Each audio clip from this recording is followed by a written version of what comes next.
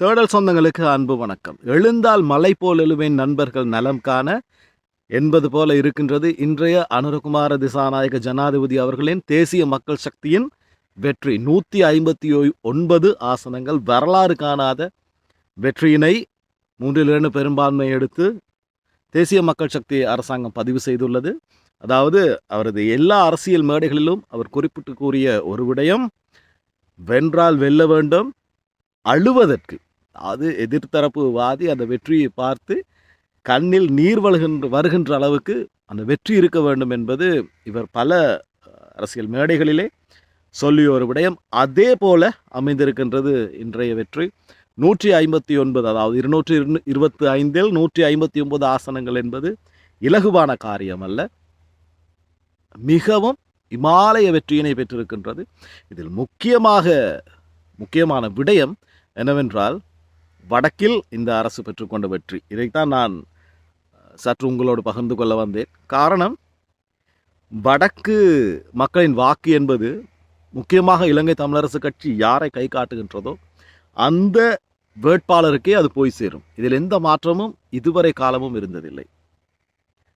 உதாரணமாக பார்க்க போனால், சிறிசேனையிலிருந்து ஏன் பொன்சேகா வரை கூட இலங்கை தமிழரசு கட்சி யாருக்கான ஆதரவினை வழங்குகின்றதோ, அது என்ன சின்னமோ அன்னமோ வீடோ எதுவும் யாருக்கு கை காட்டுகின்றார்களோ அதை நம்பித்தான் இந்த வடக்கு மக்களின் வாக்கு இருந்தது. முக்கியமாக, அதாவது ஐக்கிய தேசிய கட்சியோ சமூக ஜனபல வேகிய கட்சியோ யாரை சார்கின்றார்களோ அவர்களை சார்ந்து தமிழரசு கட்சி செல்லும்.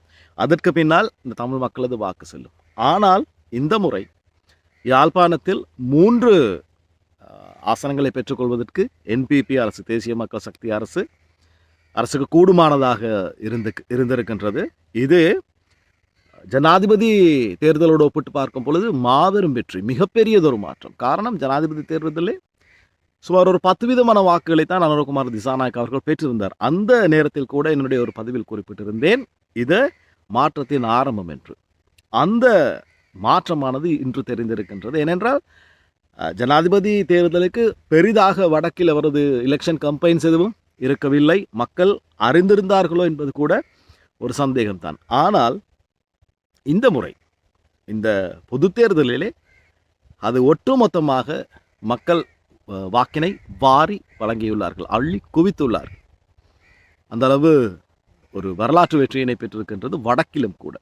சமத்துவம் நாட்டில் தேவை, சமத்துவத்தை உருவாக்கக்கூடிய தலைவர் இவர் தான் என்ற ஒரு எதிர்பார்ப்பு, அல்லது மக்கள் அதை நம்புகின்றார்கள். அதனால் தான் இந்த வடக்கு வெற்றி என்றே குறிப்பிட்டு கூற வேண்டும். இல்லை என்றால் இது ஒரு நாளும் சாத்தியப்படாத ஒரு விடயம். ஜனாதிபதி தேர்தலிலே வடக்கில் அவருக்கான வாக்குகள் கணிசமானதாகத்தான் இருந்தது. இருந்தாலும் கூட அவர் அந்த சமத்துவத்தை நிலைநாட்டும் விதமாக, அல்லது சமத்துவத்தை மக்களுக்கு எடுத்து கூறும் விதமாக சில செயல்பாடுகளை இந்த காலகட்டத்திலே அவர் செய்திருந்தார். முக்கியமாக அச்சுவேலி தொடக்கம் வாசாவிலான் வரையான அந்த பாதை 2 கிலோமீட்டர் திறக்கப்பட்டது. அதி உயர் பாதுகாப்பு வலயம். அதுவே ஒரு ஆரம்பத்திற்கான நல்ல அறிகுறி. இனி தமிழ் மக்கள் எதிர்பார்க்கின்ற சில விடயங்கள் இருக்கு. அரசியல் ரீதியாக, சமூக ரீதியாக தமிழ் மொழியினை அவர்கள் பிரதிநிதித்துவப்படுத்த வேண்டும். தமிழ் மொழி வடக்கில் அதாவது முதன்மையான மொழியாக இருக்க வேண்டும், அல்லது அரச கர்ம செயல்பாடுகள் தமிழ் மொழியிலே இருக்க வேண்டும் என்ற ஒரு பிரச்சனை அங்கே இருக்கின்றது, என்ற ஒரு தேவை அங்கே இருக்கின்றது. பிரச்சனை அல்ல, தேவை அங்கே இருக்கின்றது. உரிமையும் கூடாது. அந்த உரிமை இவரால் கிடைக்குமா என்ற ஒரு நம்பிக்கை எழுந்திருக்கலாம். இதுவரை யுத்தம் 2009 முடிந்ததிலிருந்து இன்றைய காலப்பகுதி வரை மக்கள் தங்களுடைய நிலத்திலேயே அகதிகளைப் போல, அனாதைகளைப் போல வாழ்ந்து கொண்டிருக்கின்றார்கள். எத்தனையோ ஆர்மி கேம்ப்ஸ், இராணுவ முகாம்கள் இன்னும் மக்களின் காணிகளில் அவர்கள் வசம் இருக்கின்றது.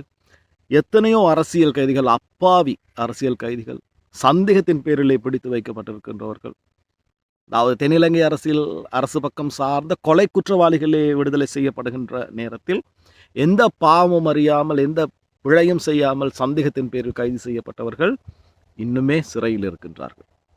இதுதான் இந்த மக்களுடைய எதிர்பார்ப்பு. இவற்றுக்கு நல்ல முடிவு வர வேண்டும் என்பது தான் அனுரகுமார திசாநாயக் அவர்களை மக்கள் தங்களுடைய ஜனாதிபதியாகவும் அந்த தேசிய மக்கள் சக்தியினை தங்களுடைய மக்கள் பிரதிநிதிகளாகவும் அவர்கள் தேர்ந்தெடுத்தது இதுதான் காரணம். வேறு வாக்குகளுக்கு, அதாவது காசுகளுக்கோ பணத்துக்கோ மது போதைகளுக்கோ கொடுக்கப்பட்ட வாக்கு அல்ல இது. மக்கள் சிந்தித்து சுயமாக முடிவெடுத்து அளித்த வாக்கு.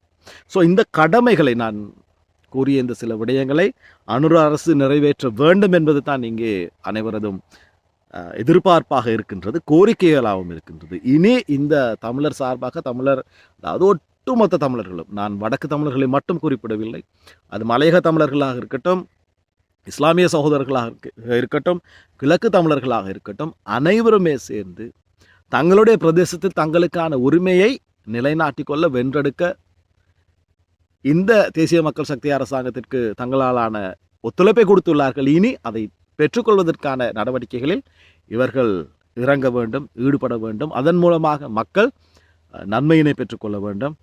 உண்மையில் இந்த வெற்றி, தேசிய மக்கள் சக்தியின் இந்த வெற்றியானது வரலாற்று வெற்றி, சொல்லியே ஆக வேண்டும், வாழ்த்தியே ஆக வேண்டும்.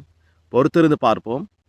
செயல்பாடுகள், அரசின் செயல்பாடுகள், பாராளுமன்ற நடவடிக்கைகள் எவ்வாறு செல்கின்றது, தமிழர் மத்தியில் எவ்வாறான அக்கறையினை, கரிசனையினை காட்டி இவர் செயல்படுகின்றார் என்ற விடயங்களோடு இன்னொரு பதிவில் நான் உங்களை சந்திக்கின்றேன். அதுவரை விடைபெறும் நான் என்றும் உங்களில் ஒருவன், சந்திரன். வணக்கம்.